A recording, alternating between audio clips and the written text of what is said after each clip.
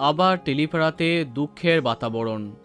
Bangla television তথা সিনেমার অতীব জনপ্রিয় অভিনেতা কৃষ্ণ কিশোর মুখার্জি অসংখ্য ধারাবাহিক সিনেমাতে বেশ প্রধান চরিত্রে কাজ করেছেন এই অভিনেতা। তবে সাম্প্রতিককালে ইচ্ছে পুতুল ধারাবাহিকের মাধ্যমে অনেক খ্যাতি পেয়েছিলেন। তাই সেই রকম একটি চরিত্রে তার আগমন হয় মিঠিছোড়া ধারাবাহিকে। বলা বাহুল্য সেটাও জনপ্রিয় হয়, কিন্তু রাতারাতি সেই চরিত্রে মুখের পরিবর্তন হলো। মিঠিছোড়া ছাড়তে বাধ্য হলেন কৃষ্ণ কিশোর মুখার্জি। নেপথ্যে একটি মন খারাপের খবর সামনে এলো। সত্যি করেই গুরুতর অসুস্থ অভিনেতা।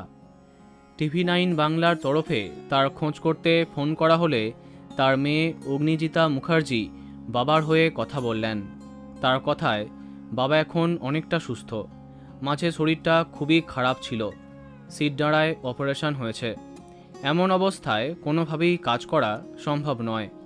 ডাক্তার আগামী 1 মাস পুরোপুরি বিশ্রামে থাকতে বলেছেন। তাই ধারাবাহিক থেকে সরে আসার সিদ্ধান্ত নিয়েছেন বাবা। বলা বাহুল্য মিঠিছোড়া থেকে তার সরে যাওয়া কেউ মানতে পারেনি। আর জমবে না গল্প, এমনটা অনেকের মত।